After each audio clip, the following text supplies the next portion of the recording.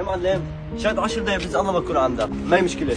معلم بس باخذ اذن منك ساعة لاني ابوي بالمشفى مخاطر، بس ضروري ما بطول اقل من ساعة كمان. ربك عم تحكي جد؟ خلص انت روح انا مظبط الوضع. يا معلم قبل شوي كان هون الرئيس طلبت منه اذن وما اعطاني اذن، هلا اخاف انا اروح بعدين يجي ويسوي لي مشكلة، يعني احتمال يطلعني من الشغل والله. لا تكن نام، انت الشاحة اللي فوق اعطيني اياها. معلم انا بتشكرك كثير، رايح على المشفى بس اشوف ابوي واجي اقل من ساعة كمان، ما بطول ساعة.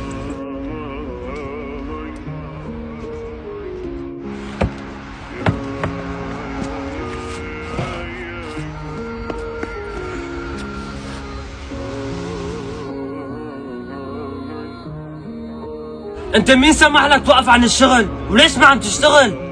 والله تعبت والجو بوز، فمشان هيك عم بدفي ايدي والله برد بوز. شوف لقلك انا صاحب هي الشركة، وتاني مرة ما اشوفك انه واقف عن العمل. شفتك واقف عن عملك، تاني مرة اذا شفتك ليرة ما راح اعطيك وراح اقلعك تقليعة الكلب. نحن ما نبهونا انه نعمل هيك، مين طرح هذا القرار فورا؟ كأني انت ما عم تفهم علي.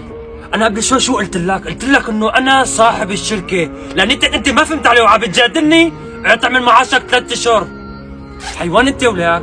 هلا راح افرجيك بعينك، انت من عينيتك ما عم تفهم. هلا نقلع من وجهي. معلم انت بخير؟ معلم تمام ما هي مشكلة، هلا نحن وين كنا؟ فهمني لقلك.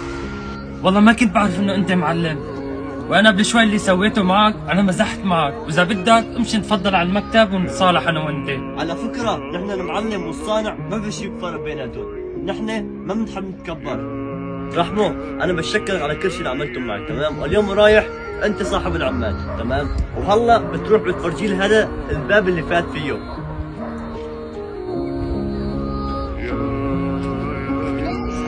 دقات القلب وكان عارف اللي قام حني، حياتك نشوفك